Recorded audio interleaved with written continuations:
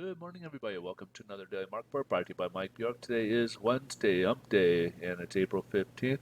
Hope you guys having a great day so far today. Today, again, like all these reports, we do discuss the mortgage rates on what's affecting them. And we'll start with looking at the economic data. We got a lot today. The first item here is the retail sales for the month of March.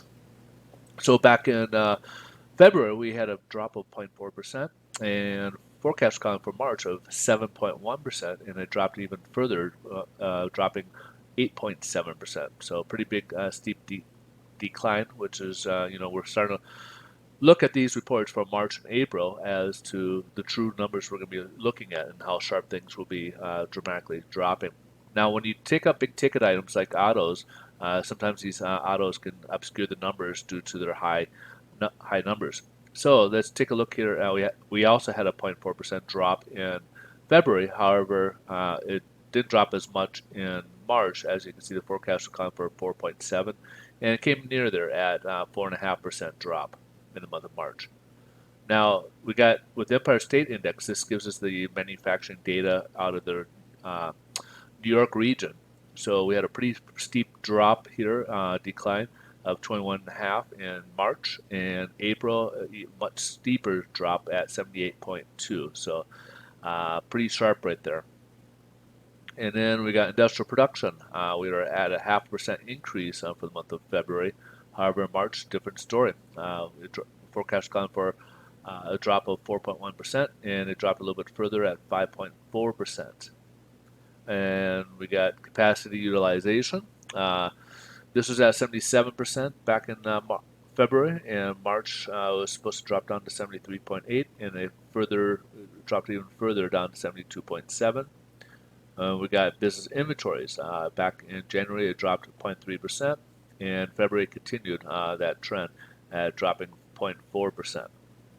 Now, home builders index. This is kind of like the gauge for confidence level for home builders, and as you can see, they do not have any confidence whatsoever in April. And it went from 72 all the way down to 30. That's a very, very steep drop right there. So a lot of these are setting records in the steep, the dramatic drops that we've been seeing here.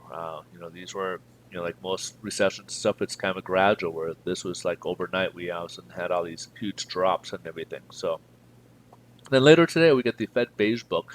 This will kind of give us the microeconomics of the U.S. economy, kind of give you the different regions and what's going on over there, more of a closer look in the certain different various regions of the U.S. So it gives us a little bit more of a closer look as to what's going on in different regions. So let's see how this is playing out in the headline news. Stock earning. Oh, I'm sorry. Stocks are down. I'm sorry. I changed that by mistake. Stocks are down so far this morning. It's taking its cue on the poor data that we got, obviously, and then earnings reports are showing telltale difficult signs as well. We're seeing obviously not the greatest results as one would expect in Q1 earnings reports. So far, we're getting mostly banks this week, and they've been disappointing a bit as a result.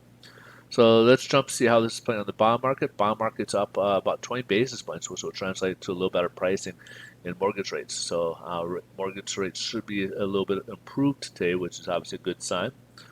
And yields have dropped dramatically. We're down to about just a hair under 0.65. It's like 0.648 or something like that. But it's just under 0.65. So again, it's kind of this range here where we're kind of in between here from the ceiling of the 25-day moving average and this floor of support at the 0.405. And that's pretty much about it. If you guys are in California, you guys looking to buy or refinance, please reach out. We'd love to be able to help you guys and talk about your scenario. We work with a lot of different investors, so we're not just tied to one. So that gives us a little bit of advantage in some ways where we have, if somebody's having issues of funding loans, we have other investors we can always move loans to and get things going, or maybe different guidelines on with the different restrictions that we have being in place. We have some people that may not have as strict guidelines as others are putting in.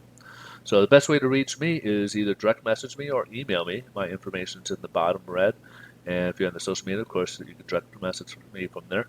The quickest response is typically the email. I get those a little bit quicker than I would for direct messages. So food for thought there. Okay, folks, you guys have a great rest of your day. Thanks so much for watching, and we'll see you in tomorrow's video. Bye-bye.